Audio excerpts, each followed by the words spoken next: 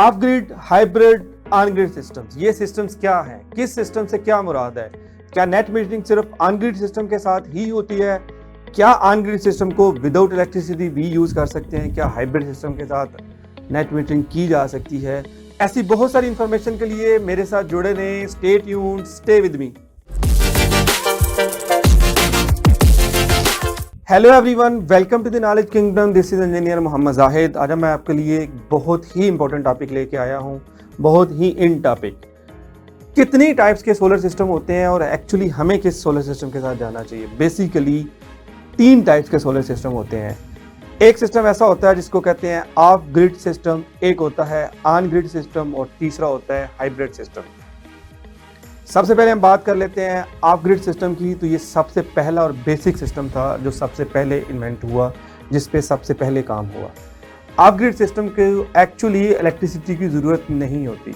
ये एक independent system होता है। ये जितनी इलेक्ट्रिसिटी जनरेट करता है सोलर पैनल से, उसको डायरेक्टली आगे दे देता है लोड की तरफ, वो यूज़ हो जाती है।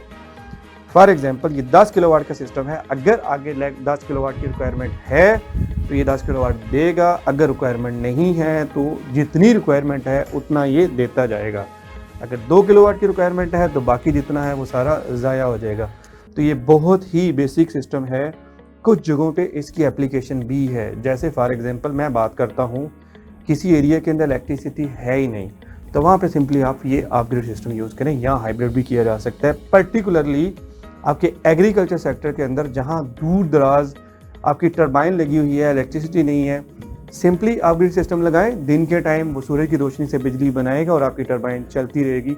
वहाँ किसी दूसरे सिस्टम की आपको ज़रूरत नहीं है। जो दूसरा सिस्टम है उसको ऑन ग्रिड सिस्टम कहते हैं। इस सिस्टम की जो रिक्वायरमेंट है वो इलेक्ट्रिसिटी है, वापडा है। जब तक इलेक्ट्रिसिटी इस सिस्टम के साथ कनेक्ट नहीं होगी ये काम नहीं करेगा।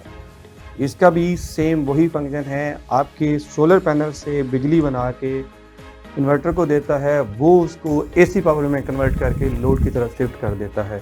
पर इसकी रिक्वायरमेंट है कि ये तब तक काम करता रहेगा जब तक इसको इलेक्ट्रिसिटी मिलती रहेगी। इसका सबसे बड़ा नुकसान ही यही है कि जो ही आपकी लोड शेडिंग हुई, जो ही आपकी इलेक्ट्रिसिटी गई, ये सिस्टम काम करना बंद कर देगा।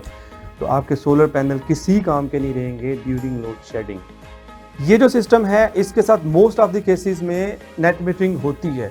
बट अगर नेट मीटरिंग नहीं है तो इसका एक बहुत बड़ा नुकसान है। वो नुकसान ये है कि जो इलेक्ट्रिसिटी की जनरेशन होती है वो तो लोड को चलेगी। अगर वो एक्स्ट्रा जनरेशन है तो वो आपके मीटर की तरफ जाएगी। मीटर जो लगा हुआ है वो ग्रीन मीटर नहीं है, नेट मीटरिंग वाला मीटर नहीं है, तो वो यूनी डायरेक्शनल मीटर होगा। वो यही कंसीडर करेगा कि लोड चल रहा है, तो आपका बिल कम आने की बजाय ज़्यादा आ जाएगा। इसके लिए ये वाली वीडियो मेरी डिटेल में है, आप इस वीडियो को देखें, आपको आइडिया हो जाएगा कि इससे आपने कैसे बचना है। Basically zero export device use करते हैं इससे बचने के लिए। दूसरा क्वेश्चन ये रेज होता है कि क्या हम इसको जनरेटर के साथ यूज़ कर सकते हैं? एक्चुअली जनरेटर भी तो इलेक्ट्रिसिटी ही दे रहा होता है, तो क्या वापडा नहीं है, लोड शेडिंग है, अगर जनरेटर चल रहा है तो इस दौरान क्या सोलर की जनरेशन होगी? तो बिल्कुल होगी। इस केस में एक डिवाइस लगते हैं जिसको कहते हैं पीवी जेनसेट कंट्रोलर। अगर ये डिवाइस बीच में लगी हुई है तो ये डिवाइस क्या काम करेगी? ये डिवाइस ये काम करेगी कि मैक्सिमम जनरेशन जितनी भी है वो सोलर से उठा लेगी, वो लोड की तरफ चली जाएगी। उसके अलावा कोई रिक्वायरमेंट हुई तो वो जनरेटर से आ जाएगी। जो जनरेटर आपका 80% पे चल रहा था, इस केस में वो 20%, 30%, 40% डिपेंड ऑन लोड उस पर चलेगा। तो आपको ये तो बखूबी अंदाज़ा है कि 80% पे किसी भी जनरेटर की कंजप्शन कुछ और होती है, 20% पे कुछ और होती है, 30% पे कुछ और होती है। तो इनडायरेक्टली आप बहुत सारा फ्यूल इससे सेव कर रहे होंगे।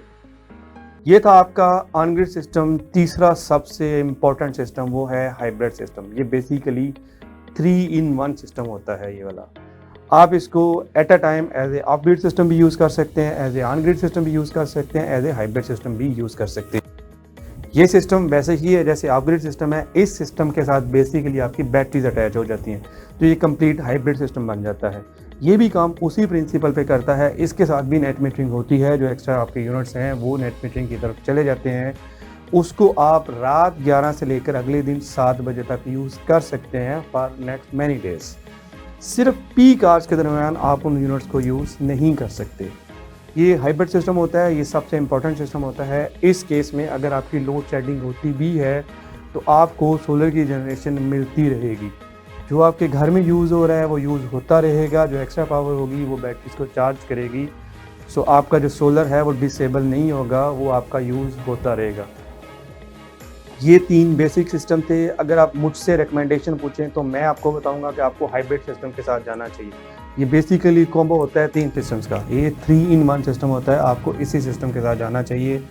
इसमें आपकी नेट मीटरिंग भी आ जाएगी, ड्यूरिंग लोड शेडिंग आपको जनरेशन भी मिलती रहेगी और आपकी बैटरीज भी चार्ज होती रहेंगी। बट इसकी भी कुछ लिमिटेशंस हैं। ये आपका अगर छोटा सिस्टम है 5 किलोवाट, 10, 15, 20, 25 या 30, तो वहाँ तक तो इसके साथ बैटरी बैंक लग जाता है और आराम से ये हैंडल हो जाता है। अगर ये बहुत बड़ा सिस्टम है तो वहाँ पे आप फिर ये हाइब्रिड सिस्टम नहीं लगाएंगे, बैटरी बैंक्स आपको बनाने पड़ेंगे, उनकी मेंटेनेंस होगी, उनको कूलिंग प्रोवाइड करनी होगी। वहाँ को आपको प्रोबेबली ऑन ग्रिड सिस्टम के साथ ही जाना होगा।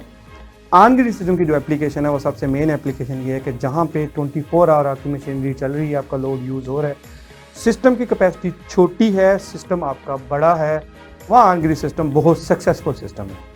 जितनी जनरेशन होती रहेगी वो यूज़ होती रहेगी, बाकी जो है ना आपकी वापडा या जनरेटर के साथ शेयरिंग होती रहेगी। सो ये 3 बेसिक सिस्टम थे, मैंने तीनों के प्लस और माइनस आपको बता दिए हैं। अगर आपने अपने घर के लिए छोटा सिस्टम लगाना है तो गो विद हाइब्रिड सिस्टम, अगर बहुत बड़ा सिस्टम लगाना है तो ऑन ग्रिड सिस्टम लगाएं। और अगर ऐसी जगह पे लगाना है जहाँ पे आपको जस्ट कुछ पावर चाहिए, उससे आपने कोई चीज़ चलानी है, ना आपने स्टोर करनी है इलेक्ट्रिसिटी, ना आपको ज़्यादा पावर चाहिए, वहाँ पे आप ऑन ग्रिड सिस्टम के साथ जाएं। तो ये 3 बेसिक टाइप्स थी सिस्टम्स की, इनमें से आप अपनी रिक्वायरमेंट के मुताबिक कोई भी सिलेक्ट कर सकते हैं। अब के लिए इतना ही। नेक्स्ट वीडियो में हम इंशाल्लाह आपको बताएंगे कि कौन से सोलर पैनल बेहतर होते हैं, कौन से अवेलेबल सोलर पैनल हैं, किस सोलर पैनल की क्या प्राइस है, आपको कौन सा सोलर पैनल लेना चाहिए। तब तक के लिए शुक्रिया, थैंक यू वेरी मच।